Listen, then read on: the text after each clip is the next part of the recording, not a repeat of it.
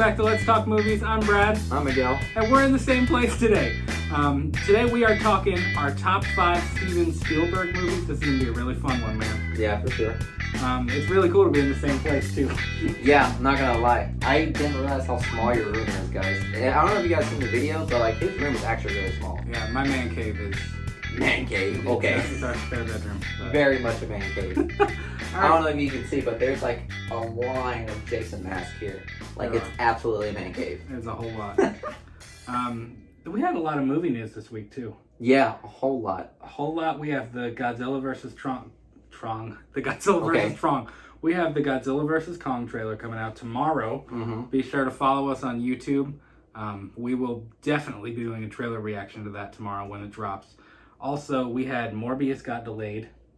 I did see that. I'm starting to look. I'm scared for Spider-Man. I don't think so. I really want it in December, but I don't know. Wasn't Morbius supposed to come out in October? I thought that was the case. Maybe. Yeah. No, Morbius was supposed to come out in like March or April, I think. Oh. Yeah, it was Morbius and then Let There Be Carnage, and then Spider-Man was supposed to be December. Oh, okay. I got you. So I don't know.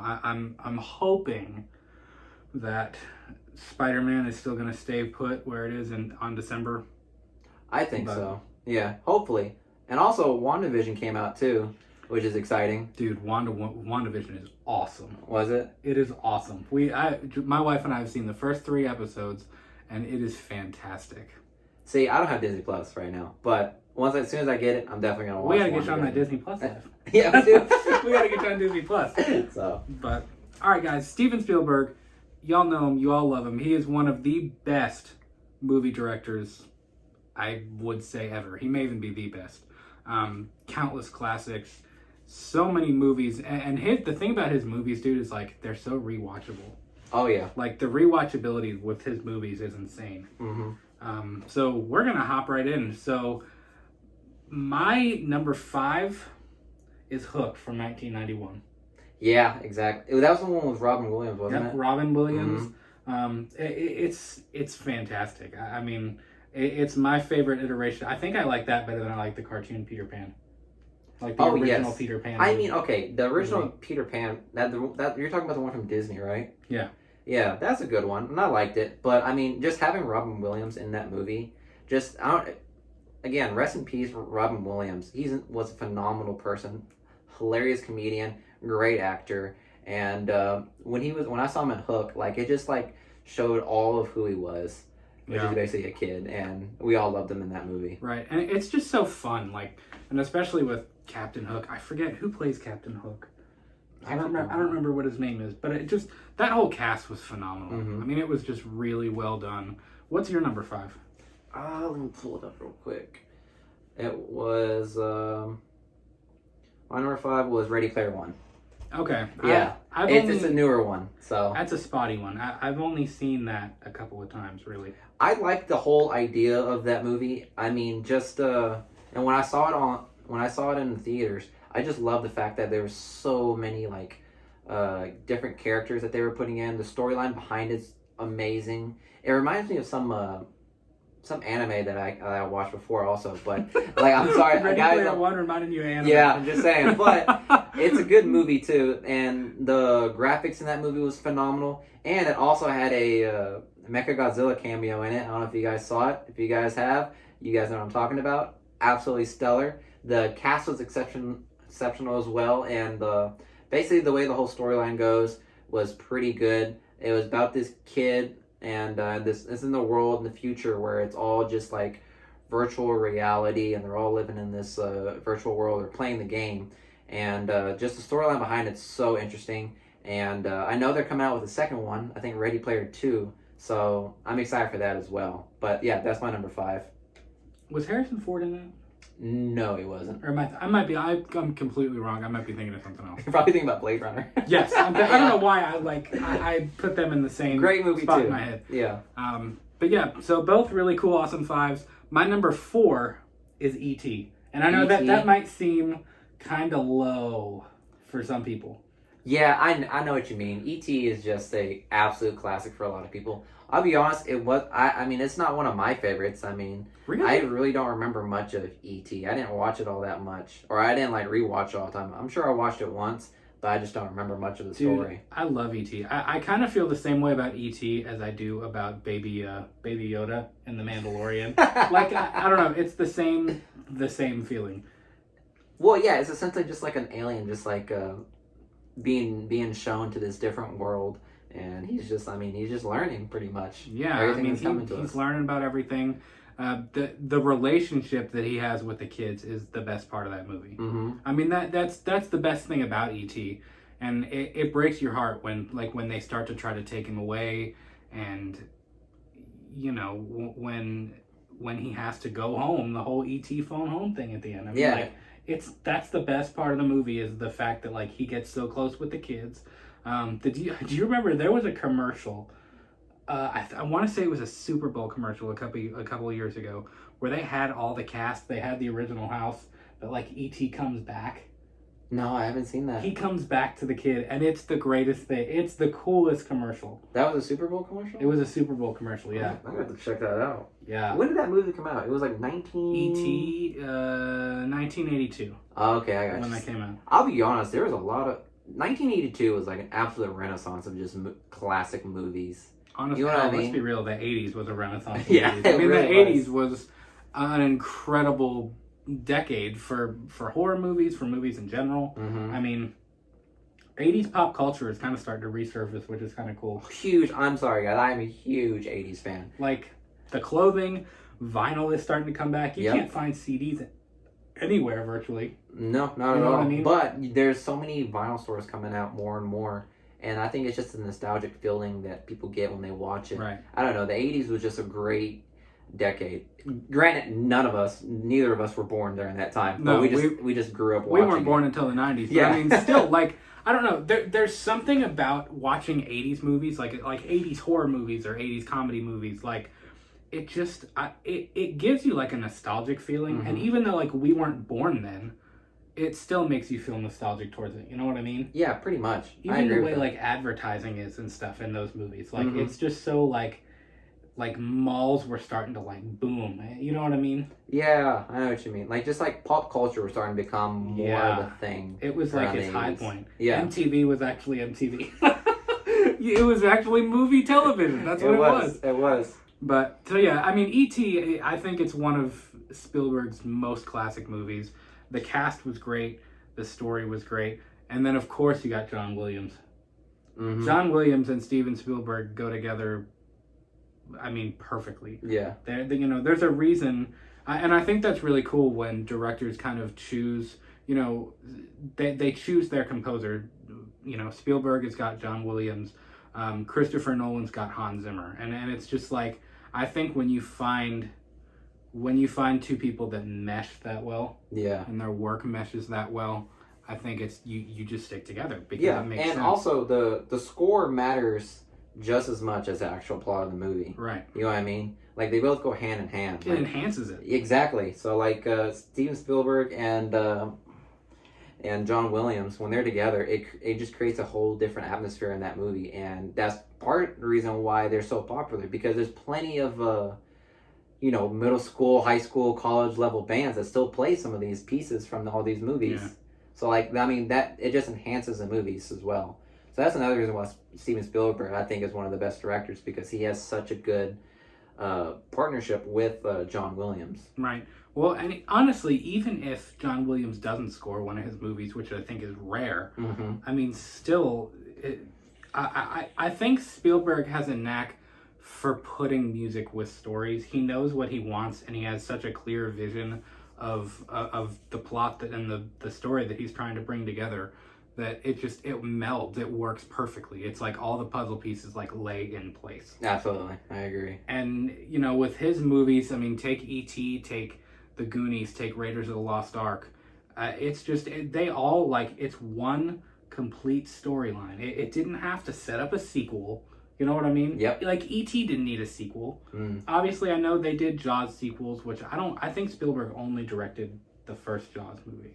I don't think he directed any of the other Jaws films.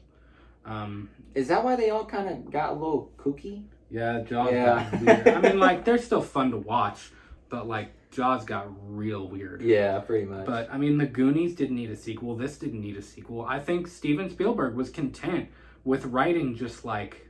one movie. Just, like, one complete A, B, and C storyline, a beginning, a middle, and an end. And he was fine with that. And I think that's why he writes such good scripts. And I think that's why all of his movies are so good. While James Cameron is over there writing Avatar 16. And I don't hate James Cameron, but I mean, it's the truth. I mean... yeah. I mean, like... linear storytelling. And with James Cameron, like, when I found out that Avatar was going to have a sequel, I was excited at first. But then I kept hearing news. I was like, okay, there's going to be an Avatar 3, Avatar 4... and then 5, 6. I think it's 6 right now, so they confirm. I have no idea. I don't know either. But I'm just over here thinking, like, my guy, you gotta stick to one story first and then move on. Like, they must have this huge plan for just one movie. I wasn't that big on Avatar, I'm not gonna lie. It was good because back then the CGI, that was like when the CGI started like picking up steam. You know what I mean? Like the CGI in that movie was absolutely phenomenal. Very good. For its time, and even now, to some degree, it's pretty good. Yeah. But you could tell that it's dated. Yeah, I mean, it still looks good. I would agree with that. It's just, it was never my favorite. I remember the night we saw Avatar, we went to that Cinemark in Richmond Center, and when we saw Avatar, we got like 7 inches of snow. Like, we were out of school the next day. Was I with you that day? No. I don't okay. I was like, I don't remember that. But I remember it snowed a lot that night. What's your number 4? Let me see. It is War of the Worlds. That's a good one. That one didn't make my list, but War of the Worlds is good. It is a good one, and I know it was with Tom Cruise, which I have to give mad respects to Tom Cruise because I don't want Scientology again to come knocking at my door. Okay, so I got to give respect to that man. But when I first saw that movie, I thought it was really interesting. I had never read the book. I didn't read the book before watching the movie, so I can't give an opinion on that matter because you know how people like to judge the book over the movie. So when I first saw the movie, I just liked the idea. I loved alien movies, and whenever I saw it, it just looked so chaotic and destructive.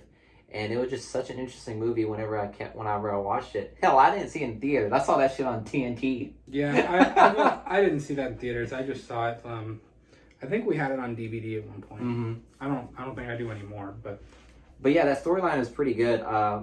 I still laugh to this day about War of the Worlds whenever they all just started dying from literally a common cold. Yeah, and Morgan Freeman was narrating at the end, and they were like, "Seems the aliens did not prepare for us to sneeze on them, so they all died." So I'm like, are you freaking kidding me? Morgan Freeman was in it? Morgan Freeman narrated the end of it, I think. Oh, okay. If I'm not mistaken. I was like, what the hell? What? No, exactly. I was trying to remember. I was like, I only remember Tom Cruise. Screamo COVID-19 person. Yeah. I'm surprised you didn't have a rant. Yeah, exactly. But yeah, War of the Worlds is a good one. I will say, it kind of creeped me out. The whole, like, the noise they make, or whatever noise that is, that scared the hell out of me when I was a kid. And I'm sure it'll scare anyone else out of their britches if they ever heard that outside. Yeah. I don't care if it's even a prank. If someone just played a prank of that sound, people are going to lose their fucking mind. Especially now with the COVID pandemic, everyone's already on edge, so. Well, and I mean, the relationship with his daughter was really good. That's another one where it's like you care about the characters, and that's more like, it touches your humanity a little bit, because like, you want people to survive, you want them to do the right thing, you want them to make it. But you know, the whole sacks, like the sacks where the people, like the little cages. You know, okay. That creeped me out. A little bit, yeah. Always freaked me out, and I'm a horror guy, and that still kind of bothered me. Like, I haven't seen that movie in a couple years. That would be a good rewatch one of these days. Oh yeah, for sure. I'd like to rewatch that. Have you seen the parody version of War of the Worlds? I think it was like Scary Movie. Did Scary Movie do it? Yeah, it was like one of those Scary Movie ones. I swear, when I saw that one, I died laughing because the way they made fun of it was hilarious. You guys really gotta check it out. Scary Movie is not the Scary Movie series is not a horror movie. It's mainly just a satirical of all these other like horror movies. I would highly recommend you guys check it out. Because back then, like I used to be fearful of these movies. Like the Michael Myers, Jason, Freddy Krueger, I used to be ball scared of all of them. But what got me over was watching those scary movie series, because it basically made fun of all of them. And I was like, wow, these people are absolute shit. Like, it actually gives logistic ways to get out of the situation. And it's hilarious. Yeah. What's your number 3? All right, my number 3 is The Goonies. The Goonies. Dude, I love The Goonies. I remember like the first time I ever watched that. That's a really rewatchable movie. Is it? Yeah. Have you ever seen The Goonies? I literally saw it once, man. I'm sorry. Dude, The Goonies is awesome. The thing I love about The Goonies is it's that like 80s pop culture, like just a bunch of kids who are different, different ages, but they all come together, and it's just a fun adventure movie. You know what I mean? Aren't they like looking for like buried treasure? They're looking for One-Eyed Willie's pirate ship. Oh, okay. They're looking for his treasure and his ship, and they end up finding it. They're being chased by the what are they called? I don't remember what the thieves are called, the villains, but they're being chased, and at the end they actually find One-Eyed Willie's pirate ship, and they have a whole like battle on the ship, and they get out and everything. I mean, it's cool. Like it's a great just action adventure. A whole bunch of kids like taking it to their own and just going out there and doing it. You know. Whenever I saw it, I was honestly like about, I don't know, I was really young when I saw them, so I don't remember much of it. All I remember was, if I'm not mistaken, wasn't who played Thanos? Josh Brolin. Yeah, that was Josh Brolin. That was really young. I think he was like 17 or 18, but that was Josh Brolin in that movie. That is hilarious. Yeah. And also, the fat kid? I remember he did something. You know what I'm talking about? Like, he tried to get into the house, and one of the kids was like, you can't come in the house unless you do this. Or am I thinking of a different movie? I don't remember that. You don't? Okay, guys, if you guys know what I'm talking about, please make a comment, because I promise you I remember that scene. Mm-hmm. But, let me see, that was your number 3. Yeah, that was my number 3. What was your number 3? Hook. No, actually, okay. Yeah, it was Hook. Hook was my number 3. I put it up there. So you put Hook higher than me. Yeah, because like I said, it's one of my favorite movies of all times. I love the movie as a whole, and the storyline is great. Forgot who was the guy that replaced Peter Pan. Rufio. Yeah. Rufio. I loved Rufio in that. Fun fact, he plays Zuko in the Avatar: The Last Airbender. Like the live action one? No, the cartoon. The cartoon. He's really? a voice actor. Yeah. That's pretty dope. When I found that out, I didn't know that. What's the actor's name? I totally don't know.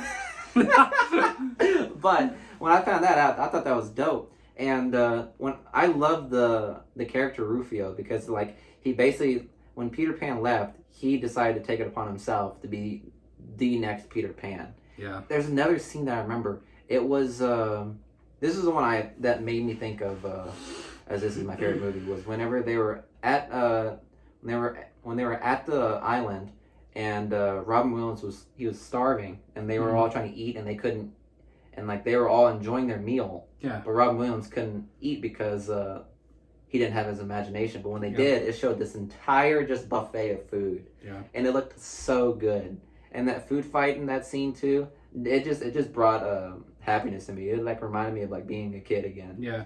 Well, and that I'm kind of glad you said that, because like that ties into the whole, you know, Spielberg, the man's imagination is amazing. Absolutely. For him to come out, I mean, the Goonies, it's like, I think people like that and artists like that are really kids at heart still, you know what I mean? Because like a kid would come up with that, you know, like going off with their friends on an adventure and then bringing Peter Pan to life differently than the original Disney version did, you know what I mean? Yep. It's just, it's so imaginative. E.T., you know, his imagination is amazing. And I think that it speaks to him as a filmmaker that all of his movies are so well done and so thought out. You know what I mean? And like that's his bag. You know what I mean? Like that's his bag. Like an artist has their bag. Like, it's something that they're really good at. And Steven Spielberg's imagination is his bag. Like he has absolutely a like a plethora of just imaginations in his head. Yeah. And like you said, he is like he has control of his inner child, and it helps him like bring out this imagination that we all end up enjoying, because every single one of the movies that he's made are absolutely phenomenal. Like in the 80s, the newer ones that he makes, they're just as his imagination just as imaginative, but they're all just really well, and you can just tell that he puts so much effort into every single one of his movies. They're well thought out. Yeah, but yeah, that's pretty much my number 3.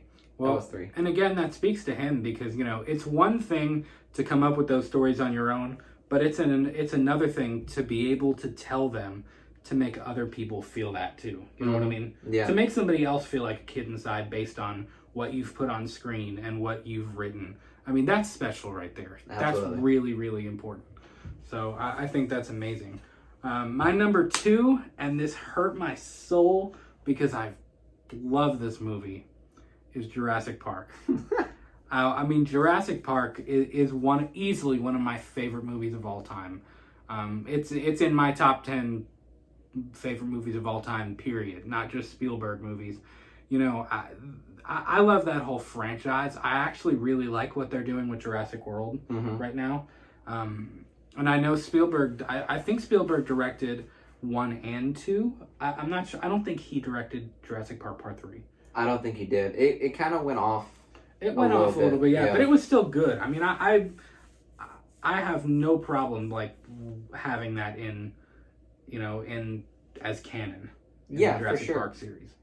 Jurassic Park 3 was the first Jurassic Park that I saw. So I grew up knowing that was like, I thought that was like the original one. You didn't see 1 before? No. Like I didn't start out with those from 1, 2, and 3 with Jurassic Park. I saw the third one. That's whenever I saw the Spinosaurus, which, by the way, guys, I think scientifically speaking, the Spinosaurus is not bigger than the T-Rex.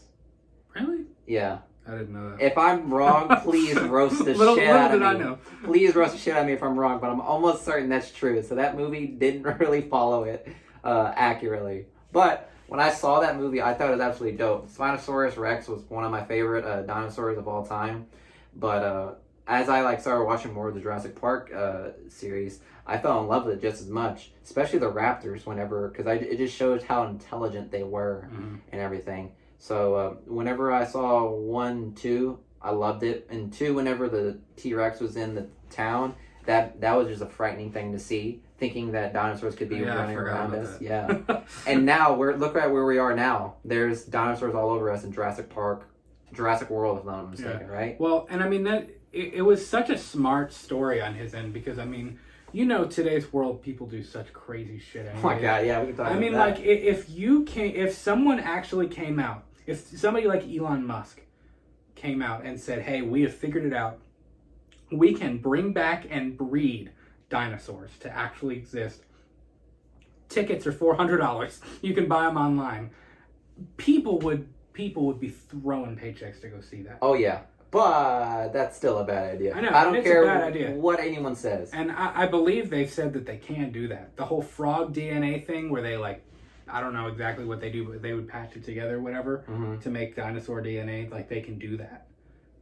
But it's a bad idea. They shouldn't. I think I think 2020 has shown people that we should not do that. Yeah. We don't need to do that. That's a bad idea. But the whole thing, I love every single character in that movie, from Grant to, God, I love Jeff Goldblum. Jeff Goldblum is awesome. He's so weird, but he's so charismatic. Yes. And every role he plays is like that. But I mean, I thought what he brought to the table was fantastic. Both kids were awesome.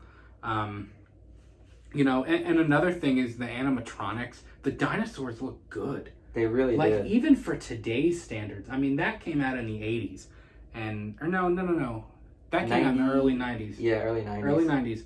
And, I mean, the dinosaurs still hold up today. You know what I mean? They do. That's what they really were very famous for. Because I had the Jurassic Park 3 DVD, so I saw the behind the scenes and how they did it. Right. And the animatronics that they used for those dinosaurs were absolutely stellar. They really were. It put so much fear into people whenever they first saw the movie, because it looked so real. Right. And I think that's where Universal kind of capped up on it, because they started putting their animatronics at their theme parks. Right. So like it was just so interesting and so innovative to do that. I don't think any other places have done that during that time. I think that works really well for him that he uses animatronics. His creatures are all really good. I mean, for everything from the dinosaurs in Jurassic Park to E.T. and the way he looked. Even E.T. looked really good in the movie. Yeah. I mean, it looks good. It looks real. And then, of course, Jaws. And everybody knows the deal with Bruce the Shark with Jaws. It had numerous problems. At one point they were going to give up making Jaws because the shark didn't work. Like it would sink, it would short out, like it had so many different problems, but it still holds up. It looks good. And I think again that's one of Steven Spielberg's best qualities is that his creatures and these things that he creates look very good.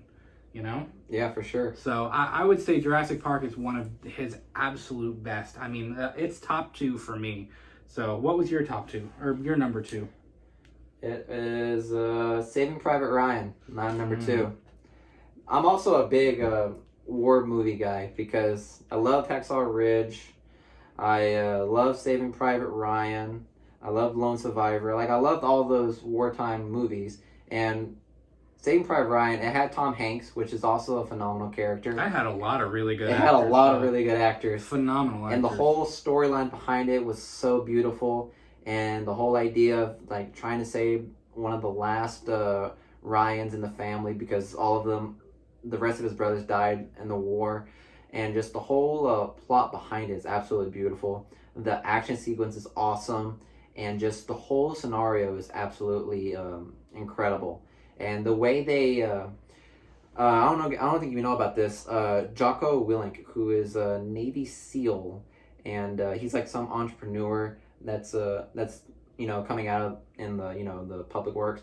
But he did a reaction to the movie, and he literally said how accurate they presented D-Day. Really? Yeah, like I think Saving Private Ryan is one of the most accurate representation of how D-Day went. Wow. And that just makes it even more emotional when you see how the beginning of D-Day happened. Well, I remember the first time I ever watched Saving Private Ryan. I think I watched it with my parents, but it was on TV or it was on TNT or Sundance or one of those that they don't necessarily have to blur things out or cut the movie. Mm-hmm. And I mean, I remember in that first scene when the guy gets his arm blown off and he's like holding his arm in his hand, like that's some dark stuff. It is really dark. It is really brutal. That is. And they did not hold back. Every single interview I've seen with veterans, and when they saw Saving Private Ryan, they said that this was about as accurate as you can get. Right. So the fact that Steven Spielberg was able to capture that just shows how good of a director he was, and just showcasing the emotions and the history of each soldier in that movie.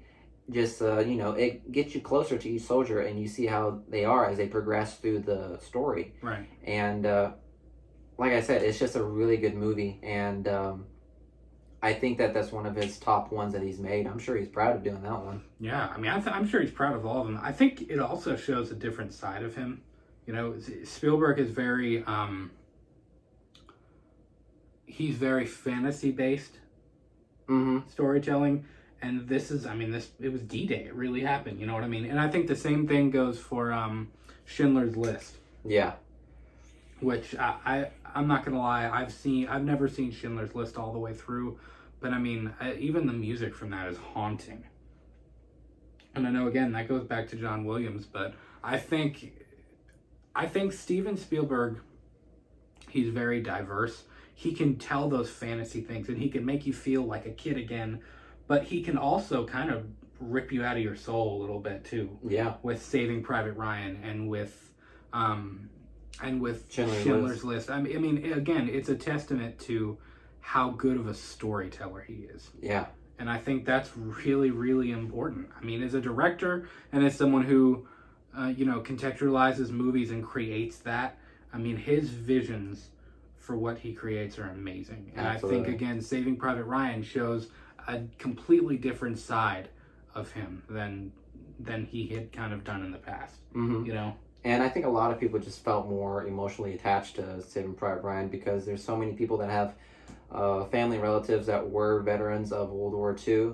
So like I'm pretty sure whenever that movie came out, it just hit a lot of people hard, and like so I'm sure a lot of people just enjoyed that movie, and that's why I think it's one of my top two, because I love the history of World War II, and just all the stories that has to take part in World War II. Like I'm sure that there's a plethora of stories that in World War II that happened in World War II that still are just as heroic as anyone else's, and can still be a movie now. And I think I truly believe that those stories need to be told, just as a testament to these veterans that took part in World War II.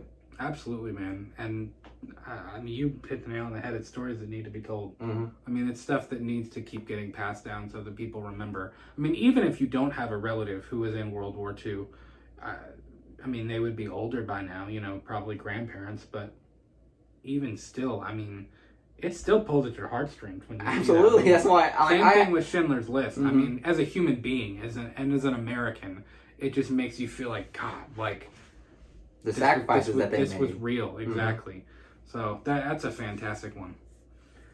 We're gonna get in. We have a couple of honorable mentions before we get to our number one. Yeah. So my first honorable mention, ironically, is Saving Private Ryan. Yeah. Which we just talked about. I will say, whatever it is with war movies, like I enjoy watching war movies, but after I see it one time, I'm done. I don't like. There's not a whole lot of rewatch value for me, and it's just that's personal for me. Like I'm not saying that I've seen Saving Private Ryan more than once, but I feel like any war movie, it can be any war movie of any time.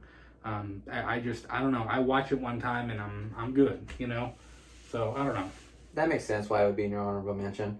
But whenever I personally like rewatching them, that's just my thing. Like I said, I'm a big historian with World War II. I love the whole history behind it. So whenever I find a movie about it, I will watch it over and over again, just because I like to see how accurate they are and just how much emotion that they can pull from these stories. But I see why that's one of your honorable mentions. Yeah, definitely. What's your third honorable mention? Poltergeist. Ooh, yeah, we're getting a horror movie. Yeah, that was a really interesting movie. And whenever I first saw it, it was absolutely terrifying, because the idea of Carol Ann. He says it like 48 friggin' times. Exactly. Carol Ann.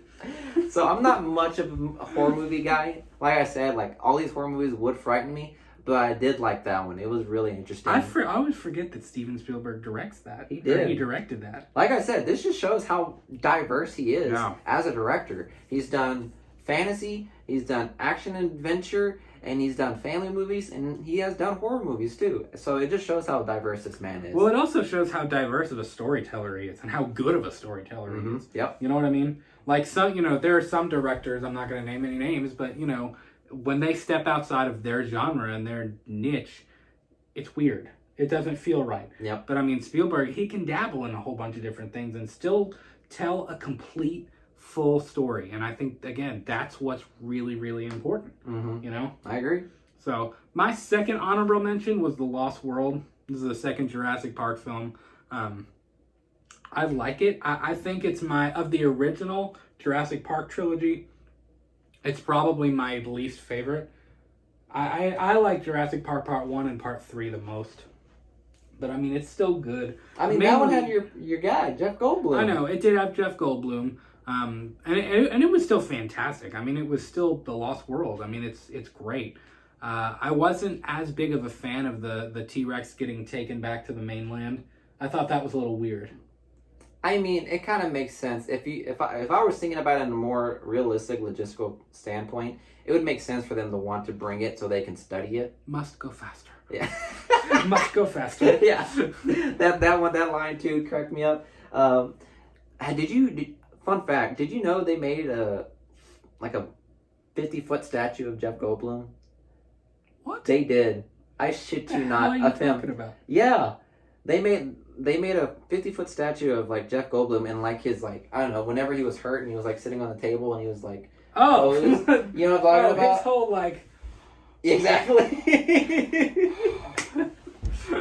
It's literally his shirt's all half unbuttoned and exactly. So like that's pretty good. Whenever I love Jeff Goldblum, and whenever I saw him in that movie, I mean, he's just a comedic guy in that movie. Like he's a great actor, man.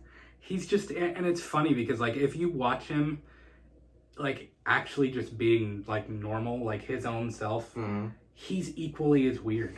Like he's not any more normal for that, but it's fine. Like it's awesome. Such a unique personality. He really is. You want to watch every single time. You know, he's an incredible piano player. I did not know jazz that. piano player. He has a jazz album. Really? He's amazing. I'm listening to that on the way home, I guess. He's a fantastic jazz musician. You guys should check him out. What was your second honorable mention? Let's see. I did the whole Jurassic Park saga. I'm not gonna lie. Like together? Yeah, like all together. I personally like Jurassic Park, but it's not like one of my like go back and watch continuously. You're an asshole. I'm kidding. I like the whole Jurassic Park world. I went to go see where they filmed in Costa Rica, and I think when I was in high school, I went to Costa Rica. I went to go see where they filmed. It was absolutely beautiful, and it just goes to show how far Steven Spielberg would go just to get the right shot. Oh yeah, I mean, you couldn't have picked a better location for Jurassic Park. You couldn't have. I mean, it's not possible. I mean, the whole set design of Isla Sorna is amazing. I mean, everything from the cages and where the dinosaurs were being held to, you know, where they shot. Even when, you know, Dr. Grant and the kids are running out in the field and they're being chased by like the flock of it's a flock of birds. Yeah. It's like all of the big like ostrich things running around, and then the T-Rex comes out. I mean, that space was just amazing. You know what I mean? And I think part of what made Jurassic World so successful is you get the idea that it's the same place. Yeah. Like, I really feel like it's the same place. They didn't cut any corners. You know, it doesn't look like you're in, like, you know, North America suddenly. I mean, it looks like Costa Rica. It looks like the same place. So I think that was one of the best parts of Jurassic Park. My last honorable mention, it didn't make my top 5 list, was Raiders of the Dark Arts. I don't know what I'm saying. Raiders of the Lost Ark. Yeah. Indiana Jones is a good series. It's honestly not one of my favorites either. But I do agree why that's probably one of your honorable mentions. I like it. I enjoy watching them. But again, it's just I appreciate it, but it's not in my top 5. Yeah. It's just not.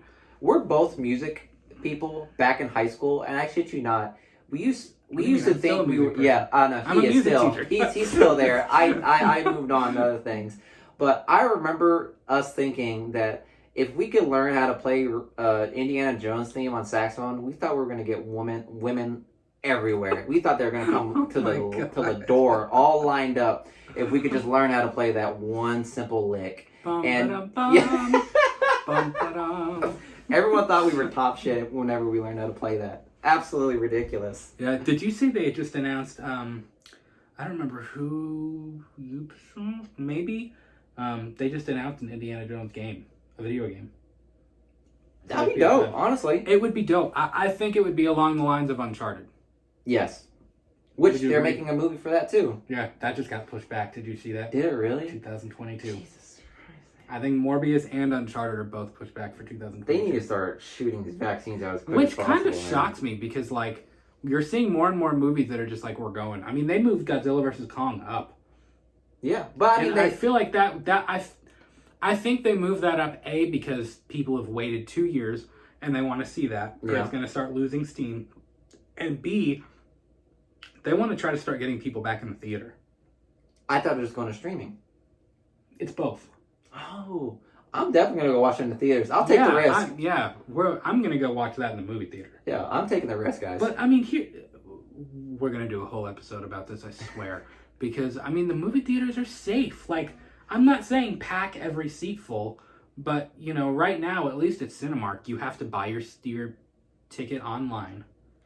And also, not only that, but you have to, they leave space. Like, they leave, 4 seats in between you and whoever else buys a ticket. I mean, it makes sense because it's the same as all of these churches, too. Because, people are still going to church, but whenever I go to Mass, I see that it's spaced out really well. They do a really good job of spacing it out. And It's a lot of people that come. So, I mean, it's the same principle with movie theaters. I know with the whole, like, having to get out and stuff, like, obviously you're going to hire more people to, like, supervise it. But it can work. And I hope they are able to figure that out, because the movie theaters can't run out of business. Because that is the heart and soul of, like, the movie experience. Cinema. Yeah, of just cinema in general. I know streaming service are, like, becoming the new and top thing, but the experience of a movie theater doesn't compare to just watching it at home. Unless you're, like, you know, fucking Bill Gates and you have your own movie theater in your backyard. I don't know, it's probably wrong, but I'm just saying, like, if you got money, you got your own movie theater, okay, fine, you can stream it. But for those of us that would rather spend $20 on the ticket and then $50 on the popcorn and soda, I'll do that any day of the week. So. Yeah, I miss going, man, but I hope that they get open soon, because again, I mean, there's nothing else like watching it, you know. Mm-hmm. How did we even get on that? I don't know. I don't even know what we were talking about. I don't know. What's your first honorable mention before we get into our number one pick? Okay, mine was. Well, wow, it's the same. I had the whole Indiana Jones saga. Hey, we matched one. Yeah, there you go. We matched one. Yeah, we were talking about the Indiana Jones game. Yeah, that's what we were talking pretty about. much. But yeah, I think they're doing one last Indiana Jones, I believe, with Harrison Ford. They're not. They need I'm sorry. Look, guys. They put the seed down for Shia LaBeouf. You know what I'm talking about. You know exactly what I'm talking about. Shia LaBeouf is getting a little iffy now. No, he's not. Did you see what happened with him? No, what happened? He was in I think he's in some whole abusive lawsuit over something with his ex-girlfriend. I'm sorry, guys. Yeah, I don't know. I think I'm not positive, but I think Shia LaBeouf is out of the picture right now. Okay. Well, before all that happened, like it seemed like he was growing and everything, and he had a lot of decent movies. I think the last two they did was really interesting. But I mean, if you make a mistake like that, you're out of the game then. So I understand. And also, Harrison Ford is just getting really old. Have you seen Kingdom of the Crystal Skull? Yeah, he's getting. You could tell that he was aging. I don't know what they're gonna do. I'm curious if they'll do something like, you know, along the lines of they're gonna leave it. You know, I don't know if they'll kill him off, but you know, he's gonna pass the whip and the hat down to somebody else. Which that probably before what happened with Shia LaBeouf happened. I mean, I'm sure it would have been Shia LaBeouf if they're going to pass it along to anybody. But, you know, whatever. I mean, honestly, he could probably take the damage if he ever decided to keep the position. Because I don't know if you guys know, I'm a pilot, and I keep hearing about these crashes Harrison Ford keeps getting in, and he just walks it off, and he's back on the plane. I'm sorry, if this man can take a plane crash, he could take a whole movie set. So let's just leave it at that. Yeah. All right, you ready? Yeah, number ones. My number one pick, and again, this was really, really hard to pick between this and Jurassic Park. I can see it, and I'm not surprised. Is Jaws. Yeah. And again, I'm a horror guy, but that's not because I'm a horror guy. I have loved Jaws ever since I was little. When I was, you know, I'm from Florida. I was at the beach all the time. The beach was a huge part of my life. And, you know, I used to watch Jaws. It would be on TV. And, you know, my parents would be watching it or whatever. I used to watch Jaws from behind the couch. I would like... So you were scared of Jaws and not these horror movies? I was scared as hell of Jaws when I was little. Okay, that makes sense. Out. Yeah. And I've never been really scared of the ocean. I love to swim. I love to be in the ocean. I love to swim in the ocean. But, I don't know, Jaws freaked me out. But I have fallen in love with that movie. Like, it's a movie that I have watched probably 10 times or more. And it's still not old. Like, they had just put out it was a 4K release of Jaws, like, not too long ago. That movie looks gorgeous. Really? In 4K, yeah. I'll have to check that out. And you know, here's between John Williams' score and it's just one of those meant to be kind of things. I mean, obviously Jaws was a novel by Peter Benchley. This was an adaptation of a novel. Mm-hmm.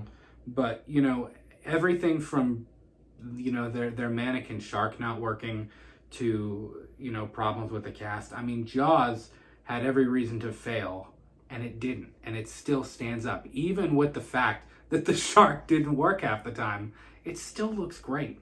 You know what I mean? Yeah. Obviously, sharks don't roar.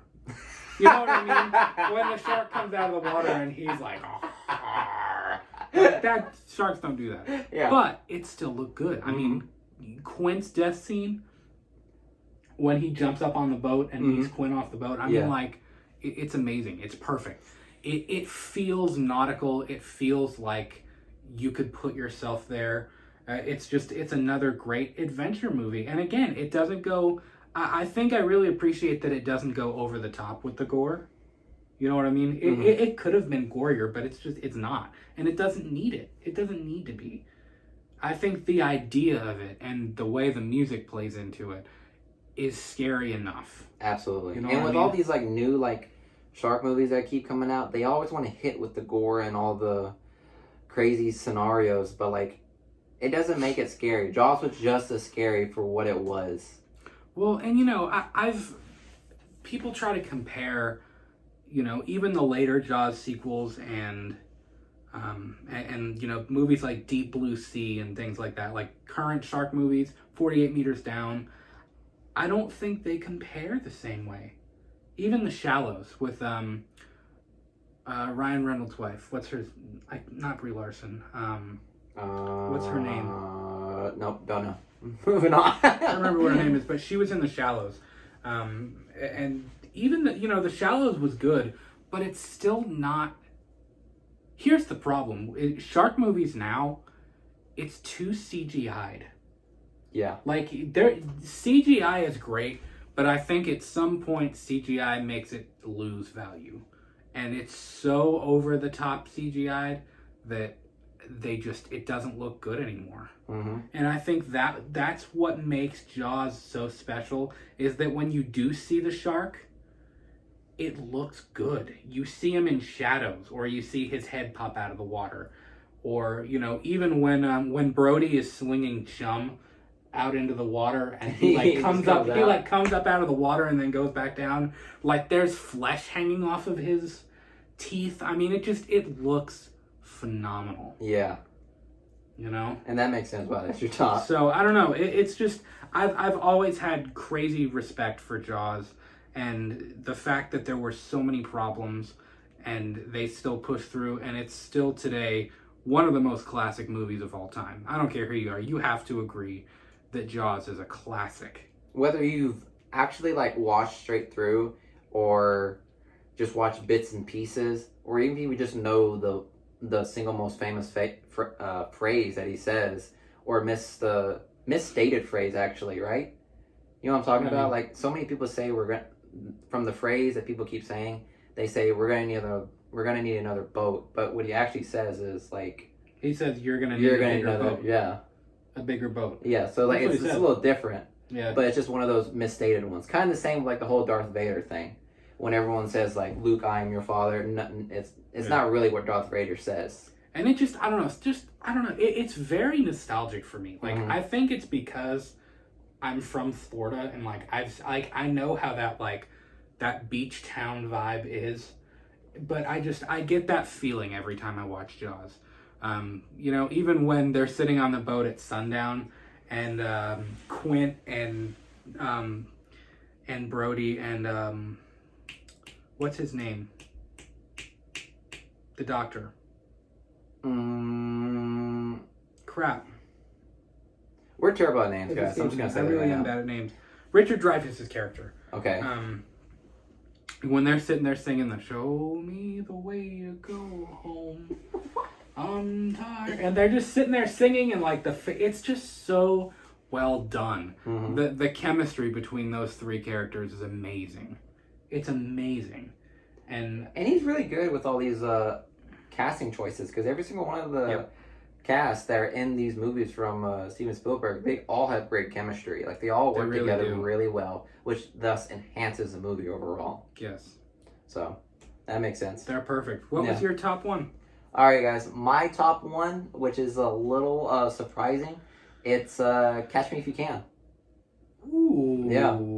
Interesting. Catch Me If You Can with Interesting. what? With Leonardo DiCaprio and Tom Hanks again. whenever they work together in that movie, it's absolutely phenomenal. The chemistry between those two is absolutely awesome. The storyline about Frank Abagnale and his story of just being one of the best scammers in the world, or check forger in the world, and just the storyline of just Tom Hanks' character, the FBI agent, trying to catch this kid. He's just a kid that runs away when his parents get divorced, and he goes out on his own, and he just makes this entire adventure of just him just pretending to be someone else, and absolutely successfully being a pilot, a doctor, and a lawyer. Like, all these things that he was able to be back then are impossible to do now. But the fact that he was able to accomplish those is insane. The score behind that is amazing. You remember our friend Saban? He played the Catch Me If You Can theme. And just the saxophone little thing that they do in the beginning, it's absolutely awesome. I love it. And it just sets the stage of a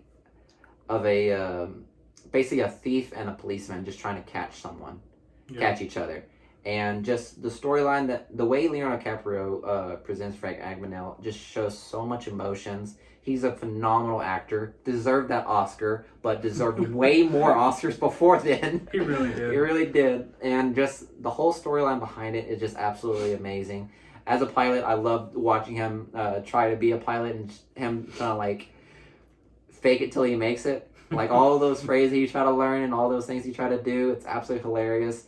And it just brought so much emotions, because it basically shows about this kid just out on his own in the world trying to make it. And he successfully does, but unfortunately he does get captured, but then he ends up helping the FBI. And it's based on a true story, if I'm not mistaken. And it's overall a great movie. I loved the whole time. The whole time I was watching it, I loved every second of it. I don't think I've ever seen it all the way through. Really? No, I need to add that to my list. You gotta watch it. It's a great movie, and it just shows so much depth between Tom Hanks and Leonardo DiCaprio's acting skills, pretty much. Yep. So yeah, again, that's my number one right there. Goes into character building. Yeah, absolutely. It went from Leonardo DiCaprio's character Frank Abagnale into this from a privileged life, who end up going back to, the usual middle class. And then ever since the middle class, he kept, even from, high school, I think, if it was high school or middle school, he would play people's roles. He would impersonate people. And he took that skill and just created this entire scheme that spanned all across the country, and then it went, across the pond into, Europe, too. So, the story that Frank Abagnale is absolutely amazing, and it's something to either read or just watch the movie if you want to know the whole story. It's great. I am pretty sure it was a book. Again, I don't read the books. I've only watched the movie. I would love to read the book, actually, so maybe that's on my to-do list. Awesome. Yeah. Sweet deal. All right, guys, that is our list. That is our top 5 Steven Spielberg movies. We would love to know, what are your top 5 Spielberg movies? I mean, I put him up there. He's in my top 2 directors. I think Steven Spielberg and Christopher Nolan are my 2 favorites. Yeah, those 2 are pretty good. And I would say those are my 2 favorites as well. I can't think of any other ones that I can think of right now. Other than more recently, Clint Eastwood. He's had some really great movies. He's a really good director. And I would put him in my basic top 3. Because it would be Clint Eastwood, Christopher Nolan, and Steven Spielberg. So that would be my list. But let's hear what you guys think about what's your favorite Steven Spielberg movies, and rank them down 1 to 5, and let us know what you guys think as well. Perfect. Please, if you're watching on YouTube, leave us a comment, leave us a like. Again, we want to hear from you. Please tweet at us at We Talk the Movies. Follow us on Twitter. Follow us on Instagram at the same exact handle. New episodes drop every Monday morning at 11 a.m. Eastern Standard Time. And we have just filmed a whole bunch more content coming for you guys. The Godzilla vs. Kong trailer, which drops tomorrow. That reaction will be up on our YouTube channel, so be on the lookout for that. We will talk to you guys soon. Peace. See ya.